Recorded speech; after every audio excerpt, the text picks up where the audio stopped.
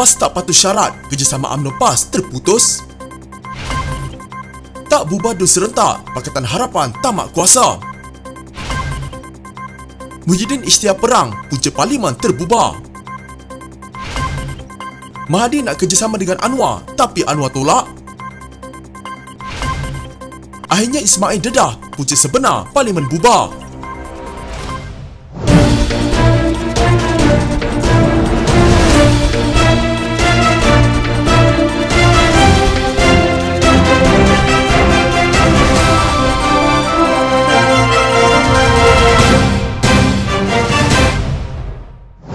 PAS gagal memenuhi syarat yang digariskan UMNO untuk bekerjasama dalam pilihan raya umum akan datang.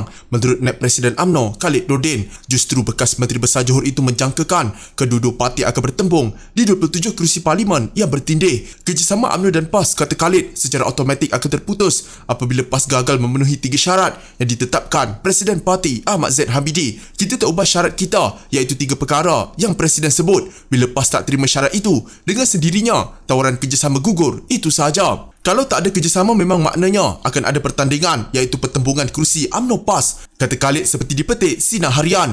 Pada 2 Oktober, Ahmad Zahid memaklumkan 3 syarat yang dikemukakan kepada Presiden PAS, Abdul Hadi Awang, jika parti itu mahu menjalin semula hubungan dengan UMNO. Syarat itu menuntut PAS keluar daripada Perikatan Nasional, memutuskan hubungan politik dengan Bersatu dan mengumumkan secara rasmi bahawa mereka mufakarah, iaitu berpisah 100% daripada Perikatan Nasional dan Bersatu. Sementara itu, Timbalan Presiden PAS Tuan Ibrahim Tuan Man berkata, hubungan UMNO dan PAS tidak mempunyai sebarang masalah pada peringkat awal sehinggalah UMNO meminta PAS meninggalkan Bersatu. Memang pada awalnya UMNO menerima PAS, Bersatu pun tiada masalah dengan PAS, tapi mereka UMNO minta kita putuskan hubungan Bersatu. Saya beritahu, Bersatu tinggalkan Pakatan Harapan untuk bersama kita menumpukan kerajaan. Takkan kita nak tinggalkan kawan kita apabila kita senang? Kita berkawan waktu susah dan waktu senang, katanya ketika berucap dalam Majlis Pelancaran Jentera Perikatan Nasional Pahang di Kedah, Temerloh. Dilaporkan terdapat 20 hingga 27 kerusi Pakatan Harapan yang dilihat berpotensi untuk dimenangi oleh UMNO atau PAS jika kedua-dua parti tidak bertembung antara satu sama lain. Pada PRU14, campuran undi UMNO dan PAS melebihi Pakatan Harapan di kerusi berkenaan.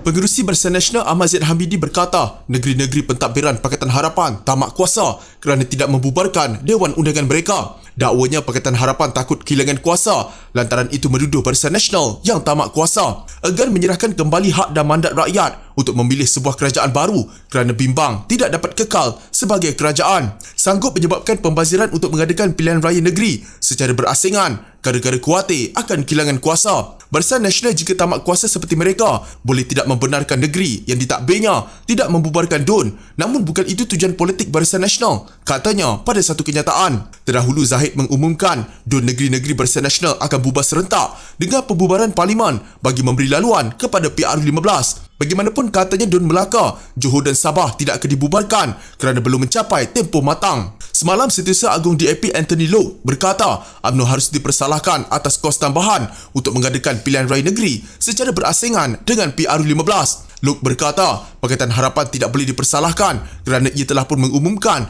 bahawa Negeri Sembilan, Pulau Pinang dan Selangor tidak akan membubarkan Dewan Undangan Negeri. Pada 5 Oktober lepas, pengerusi Pakatan Harapan Anwar Ibrahim berkata, Kerajaan Selangor, Negeri Sembilan dan Pulau Pinang telah memutuskan bahawa DUN masing-masing tidak akan dibubarkan sehingga musim tengkujuh tamat. Ini bagi membolehkan kerajaan 3 negeri itu menumpukan usaha bantuan banjir. 3 hari kemudian, Presiden PAS Abdul Hadi Awang membuat pengisytiharan sama melibatkan Terengganu, Kedah dan Kelantan, 3 negeri yang lazimnya terjejas dengan ketara semasa musim tengkujuh. Bagaimanapun, Zahid berkata alasan pembangkang menentang PRU15 diadakan tahun ini kerana risiko banjir besar sudah tidak lagi relevan sekiranya Suruhanjaya Pilihan Raya memutuskan PRU15 berlangsung sebelum pertengahan November. Sesebuah pilihan raya termasuk PRU15 bermaksud menyerahkan kembali hak dan mandat kepada rakyat untuk memilih sebuah kerajaan baru. Pilihan raya umum kecil maupun negeri adalah sebuah proses demokrasi melalui peti undi yang boleh disertai mana-mana parti politik atau individu yang layak. PRU15 bukan upacara menyerahkan kuasa pentadbiran negara kepada Barisan Nasional tanpa ada pertandingan. Sebaliknya, sebuah proses undian rakyat yang menentukan, katanya. Setiausaha Agung UMNO Ahmad Maslan berkata, pembubaran Parlimen adalah cara terbaik untuk bergerak ke hadapan, memandangkan kedudukan Ismail Sabri Yaakob sebagai Perdana Menteri sudah tidak dapat dipertahankan. Tanpa menyebut nama, dia berkata ini berlaku apabila sekutu UMNO dalam kerajaan Ismail mengisytiharkan parti itu dan gabungan Barisan Nasional sebagai musuh utamanya. UMNO berpendirian pembubaran parlimen adalah merupakan jalan terbaik memandangkan wakil parti-parti yang membentuk kerajaan campuran sebelum ini makin jelas tidak memperlihatkan solidariti terhadap Perdana Menteri Datuk Seri Ismail Sabri Yaakob dalam mentadbir negara, malah mengisytiharkan UMNO dan Barisan Nasional sebagai musuh utama, hanya lebih menzahirkan tiadanya kepercayaan dan rasa hormat kepada UMNO yang menderajui kerajaan. Katanya yang membaca kenyataan media selepas mesyuarat khas Majlis Tertinggi UMNO di Kuala Lumpur. Ini mungkin merujuk kepada pengerusi Perikatan Nasional Muhyiddin Yassin yang mengisytiharkan perang terbuka terhadap Barisan Nasional pada PR15. Terdapat 31 menteri dalam Kabinet Perdana Menteri Ismail Sabri dengan 13 daripada Barisan Nasional, 12 daripada Perikatan Nasional, 4 daripada Gabungan Parti Sarawak dan masing-masing seorang daripada Gabungan Rakyat Sabah dan Parti Bangsa Malaysia. 12 Menteri Perikatan Nasional itu terdiri daripada Ahli Bersatu dan PAS pada minggu lepas memohon agung untuk tidak membenarkan pilihan raya sepanjang tahun ini kerana risiko banjir. Kedua-dua gabungan Barisan Nasional dan Perikatan Nasional kini akan menjadi saingan pada PR15. Menteri di Jabatan Perdana Menteri Hal Ehwal Agama Idris Ahmad bagaimanapun menafikan partinya PAS membangkitkan isu menarik balik sokongan kepada kerajaan.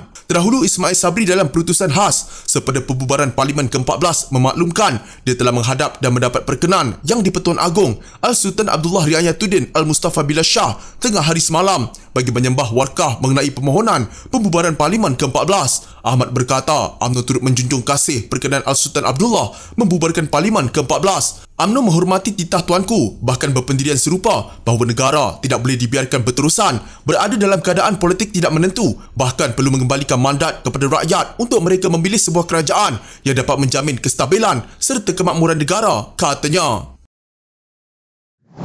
Tidak ada sebarang kemungkinan bekas Perdana Menteri Tun Dr. Mahathir Mohamad dan Presiden PKR Datuk Seri Anwar Ibrahim akan mengadakan kerjasama menentang Barisan Nasional pada pilihan raya umum ke-15. Pengerusi Penaja Gerakan Tanah Air yang akan mempertahankan kerusi Parlimen Langkawi pada PR15 berkata beliau tidak mempunyai sebarang isu untuk sekali lagi bekerjasama dengan Anwar. Bagaimanapun menurut Mahathir, Anwar yang mempunyai masalah untuk bekerja sekali lagi dengannya. Mahathir menjawab soalan media selepas mempengerusikan mesyuarat dengan kepimpinan GTA sama ada beliau akan mengadakan kerjasama dengan Anwar seperti yang berlaku pada PR14. Soalan ini sepatutnya diajukan kepada beliau iaitu Anwar. Tanya dia, bolehkah dia bekerja dengan saya? Masalahnya ialah dia tidak mahu bekerja dengan saya. Saya seorang yang baik, kata Mahathir sambil disambut gelak ketawa oleh hadirin. Pada PR14, Mahathir yang keluar daripada UMNO dan menubuhkan Bersatu telah menghulurkan tangan kepada musuh politiknya sejak tahun 1999, Anwar, untuk menumbangkan Barisan Nasional. Kedua-dua pemimpin utama negara itu bermusuh ketika Mahathir menjadi Perdana Menteri dan Anwar sebagai timbalannya. Anwar telah dituduh melakukan perbuatan tidak bermoral